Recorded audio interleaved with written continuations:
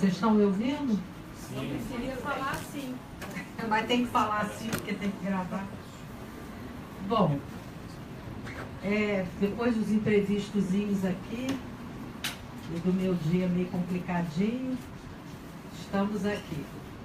E aí eu fiquei pensando o que trazia vocês aqui hoje para falar sobre o perdão. O que motiva esse assunto? Por que vocês estão aqui? Só não vale dizer que estão aqui por minha causa, que aí vai ser demais. Mas o que motiva? Porque perdoar é muito importante, né? Sem dúvida, porque você perdoando, se você tem algo que você não perdoou do seu passado, isso aqui, eu acho que você não é livre para ser feliz totalmente. Pois é, o tema, né, o nome da palestra é Perdão, a chave para a liberdade. Na verdade, poderíamos dizer que a palestra poderia também chamar As Mágoas que nos aprisionam. Porque o perdão, a gente só vai conceder perdão se nós fomos magoados, ofendidos. Não é? Você não vai conceder perdão a troco de nada. Porque temos que fazer uma diferença entre uma ofensa, por exemplo, e uma chateação. Ah, fulano me chateou, eu fiquei aborrecido. Você não oferece perdão por aborrecimento. Você oferece perdão ou pede perdão, né? E precisa receber o perdão porque houve uma ofensa e uma decepção. A grande questão do perdão é a mágoa, e a mágoa tem a ver com as nossas decepções, com aquilo que eu esperava. Então, sofremos por causa das expectativas. Aliás, é um problema do ser humano. A gente espera tudo, né? Eu esperava aqui 70 lugares lindos, maravilhosos. A gente espera que o filho dê certo, que o casamento dê certo, que o trabalho seja maravilhoso, que o salário seja perfeito, que o país dê certo. A gente espera tudo. Só que não acontece como a gente espera. E aí a gente começa o processo de se ressentir, de se decepcionar, de se magoar. Esse é um problema, né, quando acontece nas relações íntimas. A gente se magoa com quem é próximo. A gente não se magoa com estranho. A gente se magoa com quem é próximo, com quem a gente tem um vínculo de afeto. Eu não vou me magoar com a moça aqui da livraria, porque ela não colocou nos lugares. Mas eu posso me magoar com um amigo que tenha me feito alguma coisa que me atingiu assim, né, na minha expectativa. A coisa mais importante é a gente saber: sofremos porque esperamos. Ponto. Esperamos muito. E esperamos muito dos outros. E esperamos muito de nós.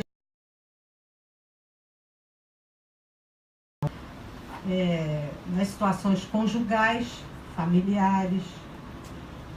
Casamento é uma fonte de mágoas. Você, no casamento, é onde as mágoas aparecem.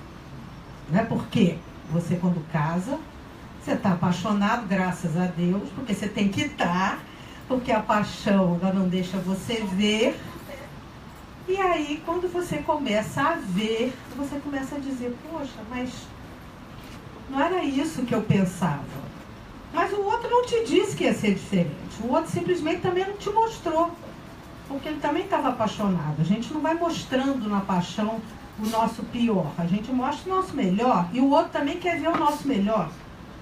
E aí você, no casamento, nós temos aquelas expectativas implícitas, aquelas que eu espero e não falo nada.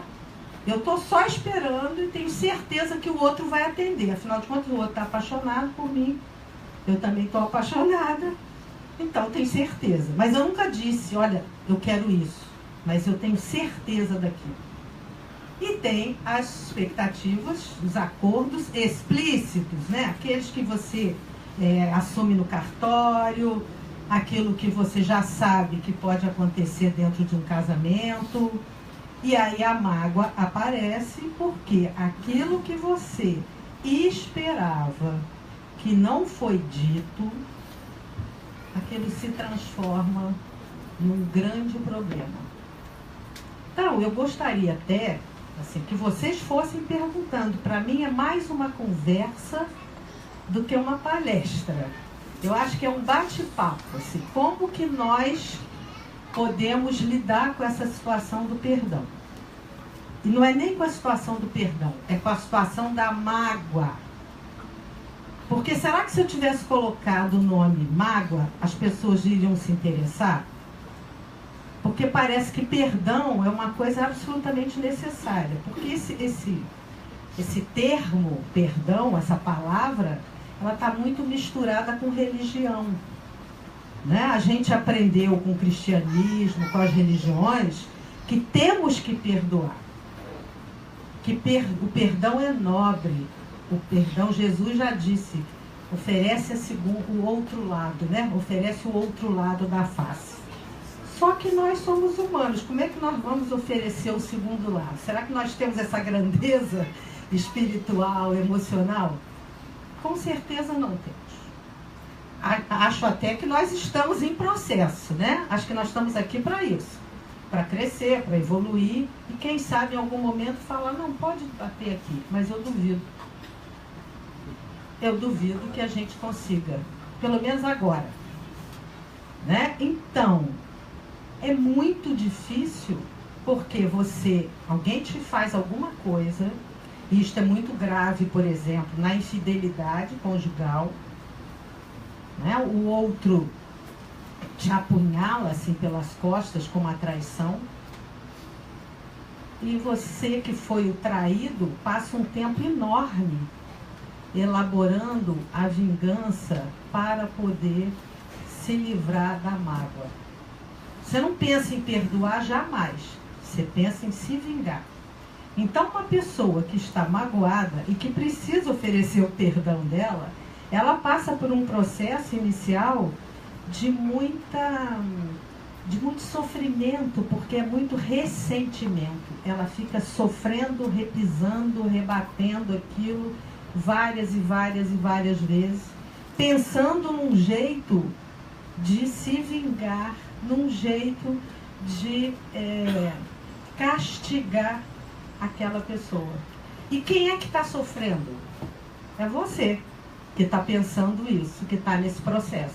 Então, esse processo de eu quero me vingar porque eu estou magoado, ele não cabe, eu quero perdoar.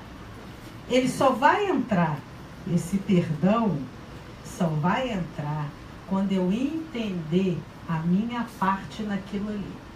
Porque ninguém faz nada com a gente, ninguém vai fazer nada comigo que eu não tenha permitido. Até sem perceber. Aí as pessoas falam assim, como assim eu permiti que o fulano me traísse? Não permiti, permitiu. Permitiu porque não viu, porque se distraiu, porque foi desatento, por uma série de coisas. Nós sempre permitimos que as pessoas façam coisas com a gente. E aí, depois eu vou cobrar, vou mandar aquela fatura. Olha só, você está me devendo. O outro diz, eu estou devendo? Eu nem sabia que você estava esperando isso. Esse é o grande problema. A gente está sempre esperando, mas também não está comunicando ao outro, porque parece que é tudo telepático. O outro já vai saber a minha necessidade. Porque a nossa necessidade qual é? Qual é a demanda principal do ser humano? Ser amado, ser aceito, ser reconhecido, ser respeitado, ser valorizado. Aí o outro não faz isso, ou não faz uma coisinha dessa, acabou. Aí você morre corroído pela mágoa. E isto é um processo de adoecimento. E as pessoas dizem assim, não, mas eu vou pedir perdão a Deus pelo que eu estou sentindo. Deus não tem nada com isso.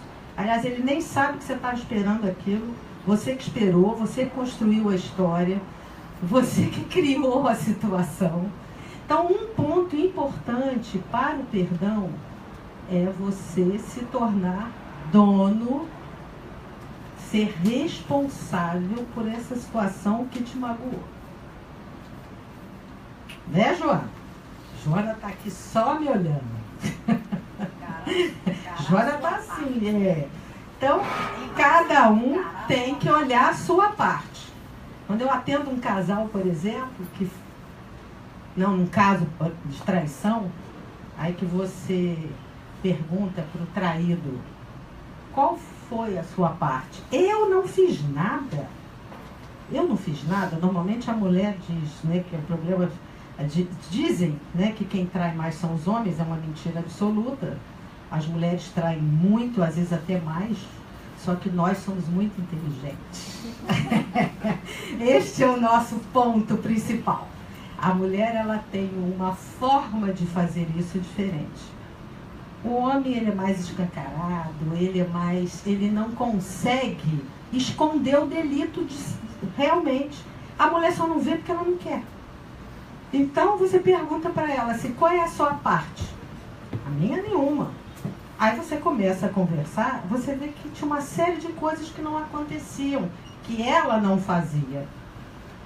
Então, nós sempre estamos quebrando os acordos, porque o perdão tem a ver com a necessidade de você limpar uma situação onde um acordo foi quebrado. Quebrei um acordo. Implícito ou explícito. Sabido ou não sabido pelo outro. Porque vamos, né, assim, não dá para... Duvido que alguém aqui não espere, conviva nas suas relações e não espere nada. Outro dia eu estava conversando com uma paciente que está passando um problema bem complicado com o marido, que está muito doente. Ela tem 3 filhos adultos. E ela está muito deprimida porque os filhos, principalmente a filha, que sempre foi muito próxima, ela acha que não está dando a atenção que ela esperava. Então ela diz o seguinte, sejam bem-vindas. Ela diz o seguinte, Zilda, tem lugar aqui, gente, para vocês ficarem mais à vontade. Vem, Mariana, senta aqui. Ela diz o seguinte, poxa, eu estou muito magoada com ela, porque não foi assim que eu a eduquei. Aí eu perguntei para ela assim, mas você a educou para estar sempre do teu lado? Aí ela falou assim, não, mas eu tinha certeza que eu ia poder contar com ela para tudo. E aí a mágoa, a depressão aparece, porque ela esperou demais. Então por que nós sofremos? Porque esperamos demais. Esperamos aquilo que a gente não sabe, o outro não sabe que a gente quer. Eu não disse, e muitas vezes quando eu digo, o outro diz, não, mas eu não tenho isso para te dar. Eu não tenho isso para te oferecer. E aí eu vou ficar remoendo, tentando um jeito de atingir aquela pessoa que me atingiu na carência. Porque a demanda é de amor, a demanda é de afeto, a demanda é de reconhecimento, é de admiração. Vocês não têm nada para perguntar? Porque aqui é uma conversa, um bate-papo. Está todo mundo me olhando. Algum de vocês aqui já ofereceu perdão a alguém? Ou já pediu perdão a alguém? Já? Já? Mas falando, eu te perdoo? E perdoou mesmo lá de dentro? Porque o que é perdoar? As pessoas no senso comum, elas falam assim, perdoar é esquecer. Esquece isso, deixa isso pra lá, passa uma borracha, como se tivesse uma borracha. A única borracha que eu conheço para apagar a memória é o Alzheimer. É a única borracha que a gente tem à disposição. Alguém quer? Não. Então não existe essa borracha. Memória, lembrança, a gente não vai apagar. Principalmente as dolorosas. Em psicanálise, né, o Freud diz que O que a gente faz? A gente reprime, bota lá dentro, lá no inconsciente, bem escondidinho, aquilo que foi muito doloroso, mas aquilo vai voltar como um sintoma. Então eu fico doente, eu tenho uma doença gravíssima, ou não, ou tem aquela doença crônica que eu arrasto a vida inteira e que sofro pra caramba, ou tenho logo uma doença fulminante. Né? A gente sabe, pelas pesquisas, que várias doenças gravíssimas têm muito a ver com esses sentimentos que ficam enjaulados dentro de nós. Né? As cardiopatias, câncer e outras coisas. Tudo que a gente sente, a gente vai acumular isso em algum lugar. Então, mas eu não vou perdoar jamais. Azar o seu. Azar o seu. Você não vai perdoar, você não vai se liberar do ressentimento, você não vai se liberar da dor e você não vai se liberar daquilo que fica te batendo o tempo todo. Porque uma pessoa magoada, que foi mesmo fundamento, assim, foi lá no fundo magoada, ela, todo dia, ela lembra daquilo. Então aconteceu lá em 1990. Aquele homem foi embora. E ele já tinha feito a história dele há muito tempo. E ela ficou ali. Todo dia ela falava daquilo, todas as sessões que ela vinha, ela falava daquilo. Todo sentimento era de ressentimento, porque ressentir é sentir de novo. Eu estou ressentido, eu estou sentindo toda hora. Eu repito aquela dor. Essa dor, ela vai para algum lugar. Né? A gente diz que o órgão atingido é o coração. Né? Na verdade, é uma metáfora. O corpo é atingido. As emoções são atingidas. Eu estou sofrendo, eu estou decepcionado. As minhas expectativas não se cumpriram e agora eu não sei o que eu faço com isso tudo. Então as pessoas dizem, esquece, passa uma borrachinha, segue em frente. Só que não dá. Então o que seria, o que vocês acham que seria um passo para o perdão? O que seria um passo para a gente se liberar dessa dor? Para a gente se liberar dessa coisa que todo dia fica te assombrando igual um fantasma, todo dia aquilo está ali. E tem situações, gente, que elas são muito graves, porque você pode ter mágoa de um amor que partiu, de um membro da família que se suicidou, você pode ter mágoa de uma pessoa que morreu e que você nunca mais vai poder falar com ela. Nem eu te perdoo e nem me peça perdão. Eu acho que essas situações são muito complicadas com a morte. Quando você não tem como liberar aquele sentimento. Morreu, e agora? Eu tenho uma mágoa da minha mãe, eu tenho uma mágoa do meu pai, do meu irmão, mas ele morreu. Da minha mulher, do meu ex-marido, do sei onde, e morreu, e agora? Eu faço o quê? Como é que eu vou fazer? Está morto. Porque se está vivo, uma hora você vai lá, bate na porta dele e fala assim, vem cá, vamos conversar aqui, agora não dá mais. E morto, você faz o quê? Você se mata, vai para o cemitério também, para ver se encontra lá no além? Como é que faz? Quando é uma situação em que não tem, a princípio, solução.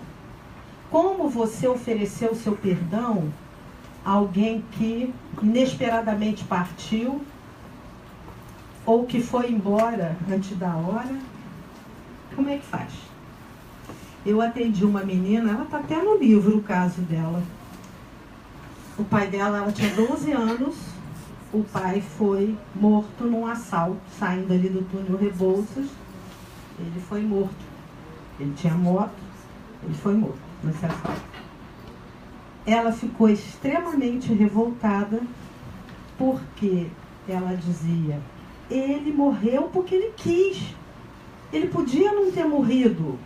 Porque ele me deixou. Porque ele fez isso comigo. Então, essa raiva, na verdade, era uma grande mágoa, uma grande dor, um grande ressentimento, porque ela, com os 12 anos dela, ela ficou com um profundo sentimento de rejeição, como se ele pudesse ter feito alguma coisa e não ter morrido. Então, como perdoar quem morreu? Como se liberar disso? Né? Você tem uma situação grave, porque na hora que isso acontece, alguém morre por doença, alguém morre por acidente, alguém morre por suicídio, alguém morre por alguma situação assim, impactante. Sempre é impactante a morte, né? Não tem como, mas tem as mais impactantes. Nós temos um sentimento de raiva inicial. Porque essa pessoa foi embora, porque essa pessoa, como se a pessoa tivesse responsabilidade. Ela tem a parte dela, tá? De responsabilidade. Mas assim, porque a gente faz sintomas. A gente só não entende, às vezes, o que está fazendo aquele sintoma. Então, e vou voltar à pergunta. Como vocês acham que nós podemos perdoar? Vamos perdoar primeiro um vivo. Como pode ser perdoar um vivo? Não é passando a borracha, com certeza. Marco, fazendo uma análise da tua participação nesse episódio? Sim, primeiro passo é você entender, bom, eu contribuí para isso.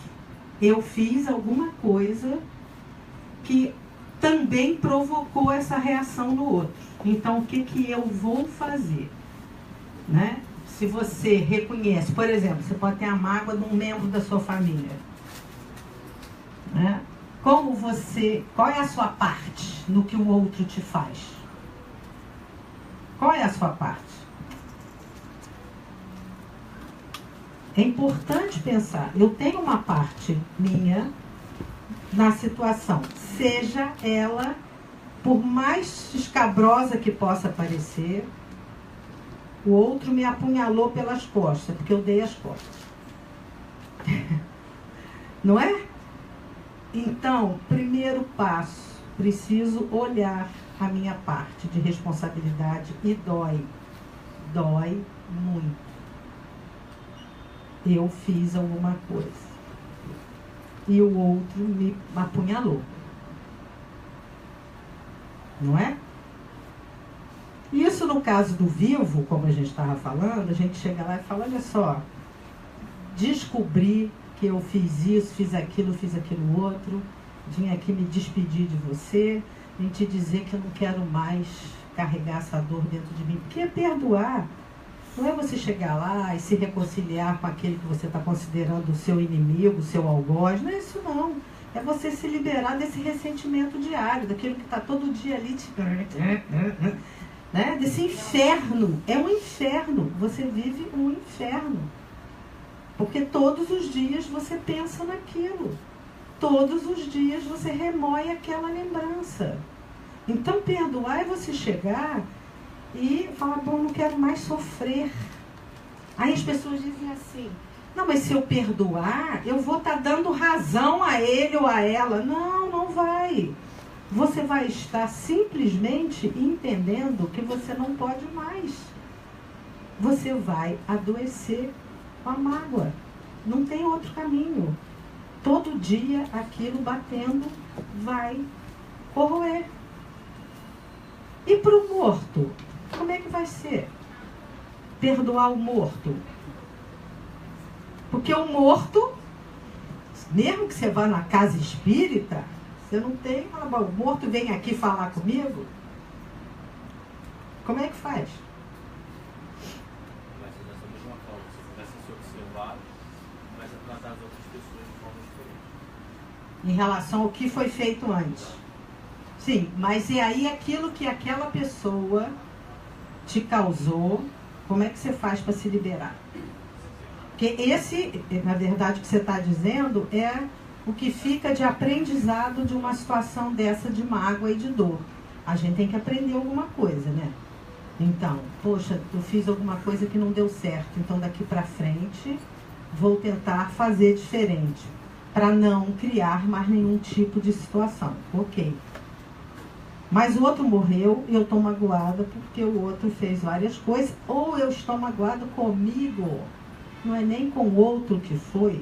Eu estou magoado comigo. Isso é muito comum também, né, gente? A pessoa morre, as pessoas entram no processo de culpa. Ah, mas eu podia ter dito, aí eu não falei. Esquece, porque isso é normal, vai acontecer com todo mundo. Escreve uma carta para o morto. Né? Escreve uma carta para o morto. E não é só escrever uma carta para o morto, né? É realmente entender a sua parte também com o morto. É se despedir. É dentro mesmo, não é fora. Não importa que a pessoa esteja viva ou morta. Eu acho que o perdão verdadeiro, esse processo é dentro de você. Com certeza. Mas é dentro mesmo, né? É quando você entende que aquilo não te leva para lugar nenhum. Você não vai a lugar nenhum. Então, a mágoa pela expectativa, a mágoa pela decepção, ela precisa ser elaborada de alguma maneira. Uma coisa que eu acho boa para o morto é você, por exemplo, escrever uma carta, como disse a Vilma. Nós que somos terapeutas sistêmicas, a gente usa muito isso. Escreve uma carta, leva no cemitério, lê no túmulo, queima ali, deixa umas flores e vai embora. Né? Isso tem um impacto para as pessoas. Tem muitas formas de você se liberar. O importante é se liberar. Só que tem uma coisa, perdoar não é esquecer, muito pelo contrário, a gente tem que lembrar. Porque se eu lembro, eu não repito, eu tenho que lembrar, aquilo me magoou. Então não posso mais repetir. Outra coisa é, eu tenho que me reconciliar com essa pessoa, já que eu estou perdoando. Nada disso. Estou perdoando porque é bom para mim, mas realmente não é uma relação que pode me satisfazer. Gente, tem gente que desperta o nosso melhor, que só traz coisas que a gente brote sentimentos melhores. Tem gente que desperta o nosso pior. Aí eu preciso me reconciliar com quem me desperta o pior? Não, pelo amor de Deus, né? Vamos reconciliar com quem desperta o melhor, com quem pode me oferecer a possibilidade de eu me desenvolver, não a possibilidade de eu ficar ali encarquilhado na dor, na raiva, no ressentimento. Então não é esquecer, não é se reconciliar, não é achar que o outro é maravilhoso. Nossa, essa pessoa realmente é maravilhosa. Não, essa pessoa foi um engano para mim, ou essa situação foi um engano. Como eu disse para essa mãe, mas a minha filha, eu nunca imaginei que ela fosse fazer isso. É porque eu disse a ela, você nunca imaginou que ela fosse estar nesse processo de vida que ela está, no momento em que uma situação tão grave na família acontece. Ela está em outro processo, ela casou, ela tem filhos, ela tem uma outra vida, então ela não consegue se inserir na necessidade dela. Eu conheço uma família que a mãe dizia para os filhos, vocês são o meu INSS. Logo ele. INSS. Logo o INSS no Brasil, que está uma beleza. Então, Podia ser o Paulo. então vocês veem o seguinte, agora, a carga afetiva e a quantidade de sentimento que fica confuso com essa demanda absoluta de amor, de afeto, de atenção, de subsistência. Só vou viver porque vocês estão aí para me oferecer. Então, perdoar é principalmente querer ter uma vida em paz. Estou em paz comigo, não adianta eu ficar batendo nisso aqui. Isso não, até porque o que foi não volta. Mesmo que eu sente amanhã com alguém que me magoou, aquilo aconteceu lá atrás, eu não tenho como recompor nada. Eu tenho como caminhar daqui para frente. Então, vocês não têm perguntas?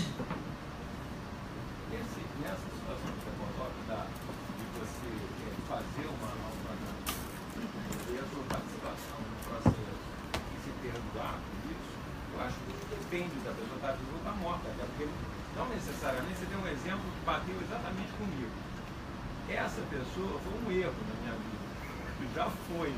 Eu não vou querer falar com ela mais, mas eu descobri isso.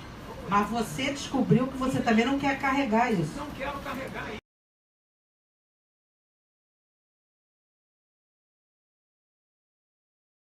E carregando, ai. Isso também não tem a ver com aquela expectativa que você falou, não tem a ver também com reconhecer que o outro tem o direito de fazer aquilo que ele fez. Reconhecer no outro o direito. Sim, o outro tem o direito de fazer o que ele fez e você tem o dever, né, de se liberar disso, porque o seu direito é se liberar. Olha só, você tem todo o direito, você foi embora, você me tratou mal, você me traiu, você não me quis, você me ofendeu. Tá bom, você estava no seu direito, até porque eu te dei esse direito. Tem esse detalhe, né? A gente acaba dando esse direito para o outro. Então eu estou no meu dever de me recompor nessa situação. Ah, mas eu esperava que ele estava melhor. Isso acontece, por exemplo, em casos de drogadição, né? Que se fala assim, não, agora a pessoa está boa, né? Está bem mesmo. Curou. Aí 4 meses depois a pessoa tem uma recaída. Aí você sofre como se você tivesse... Porque você criou a história de que o outro estava livre.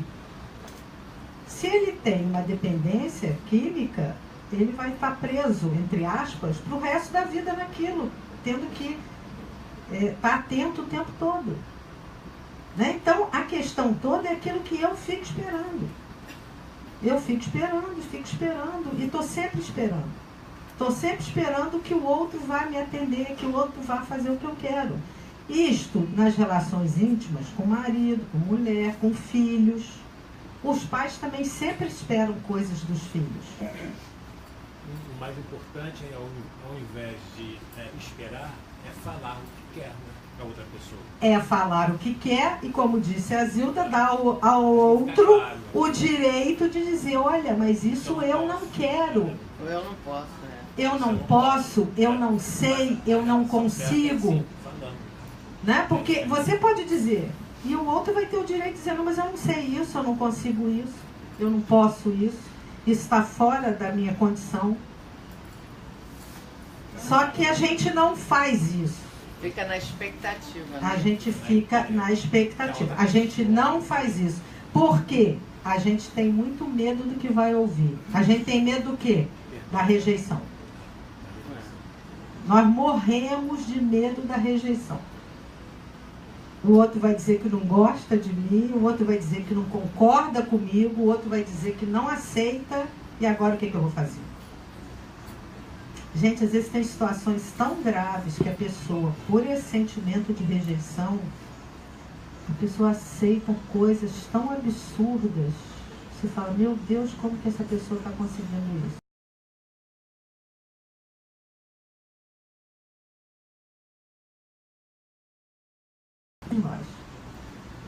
Porque a gente vai empurrar, né? Empurrar, um dia a vida acontece, um dia Deus olha para mim. As pessoas fazem isso. E Deus não está olhando, tá, gente? Para quem acredita em Deus, ele está lá com outras preocupações. Para quem não acredita, então, né, você está sozinho com o seu livre-arbítrio. Você está aí sozinho com a sua liberdade de escolher. Vocês estão com uma cara tão engraçada. Que eu fico pensando, se vocês agora entenderam o que vocês vieram fazer aqui.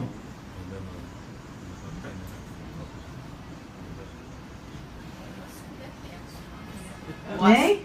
O assunto é tenso. O assunto é tenso. Mas você sabe que eu fiquei pensando assim, Porque se vocês eu não tinha... perdoaram ainda.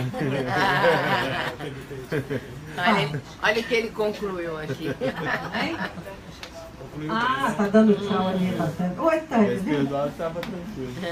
Mas eu fiquei pensando quando estava fazendo, né, assim, pensando que a gente podia conversar. Que nós, se eu já tinha ficado magoada assim com alguém, eu acho que fiquei, mas não essa coisa de ficar arrastando, entendeu? Porque uma coisa é você estar magoado e outra coisa é você estar chateado, até decepcionado temporariamente. É igual tristeza e depressão, né, doutora Beli? Tristeza você pode ter por um períodozinho. Depressão se arrasta. Né? Chateação e mágoa também. Me chateei, tô chateada com fulano, vou dar um tempo ali, tá?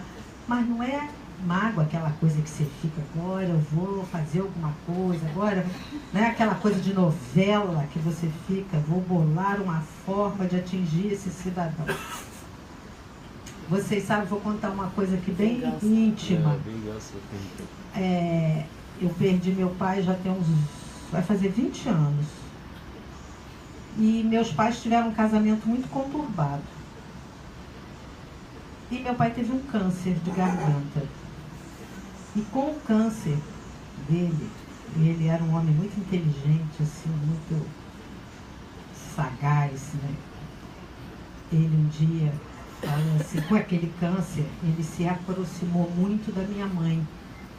Eu vi cenas, por exemplo, que eu nunca tinha visto ao longo dos meus 40 anos, porque ele morreu, eu tinha 40 anos. 41, né? Que eu sou uma idosa da terceira idade. Então, eu vi ele do colo da minha mãe, quando ele estava no hospital, ele só queria que a minha mãe ficasse com ele. E um dia ele falou assim, há câncer que vem para bem.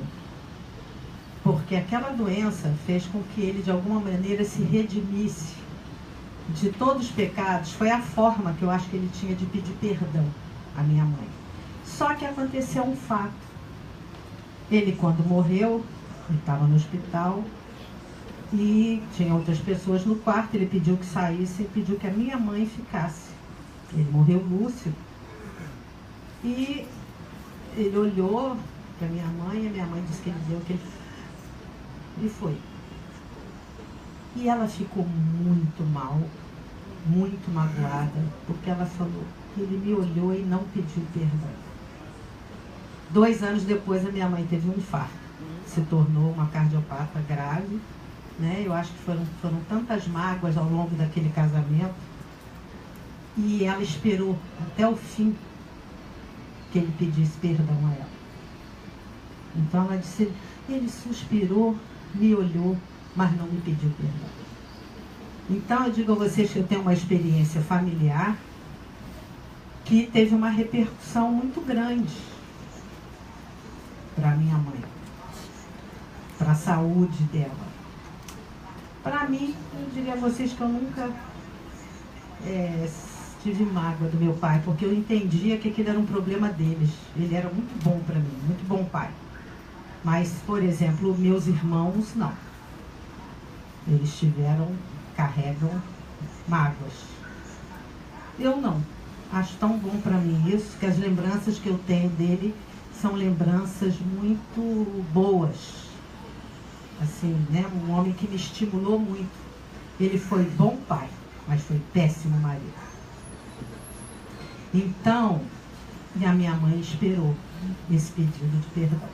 E você que não acha veio. que ela perdoou ele? Olha, agora ela está bem doente, então já tem um processozinho demencial e tal. É porque você me fez pensar, né, nessa história sua, da sua família, que na hora que a pessoa pede o perdão, a pessoa também facilita o outro Sim, de perdoar, sim. né? A pessoa até pode perdoar sem o outro pedir perdão, até o outro pode ter morrido e tudo. Mas eu acho que o fato de você pedir o perdão, né, Ju, ela esperou que ele processo. pedisse, mas A do ela canal, não, eu acho que durante um bom tempo ela não perdoou, não. Ela carregou aquilo dentro dela. Agora, que já tem muitos anos, ela já está num outro processo. Aí, de vez em quando, ela fala assim, o seu pai era muito inteligente, ele deve estar fazendo muita coisa boa lá em cima.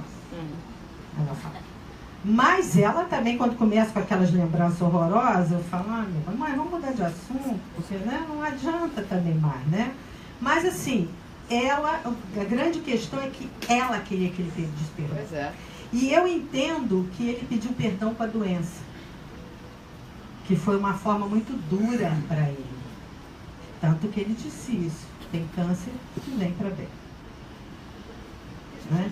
Será que esse tempo que ele teve no hospital, esse carinho que ele transmitiu para ela, será que não foi uma forma de pedir perdão? Sim, com certeza. É como eu vejo, mas ela não visualizou. Ela queria que ele falasse. Verbalizar. Tanto que ela conta o momento da partida dele, que ela diz, ele me olhou, suspirou e foi. E não disse, me perdoa. Até o fato dele pedir para ela ficar sozinha com ele no quarto. Ele no hospital, como era no interior e tal, outro esquema, ele era uma pessoa muito conhecida, então ele pediu para botar 2 camas no quarto e ele pedia para juntar as camas, para ela dormir do lado dele, enquanto ele estava ali. Ele foi pedindo perdão ao modo dele. Só que eu estou contando essa história minha para vocês, pessoal, íntima, né? Que acho que a maioria das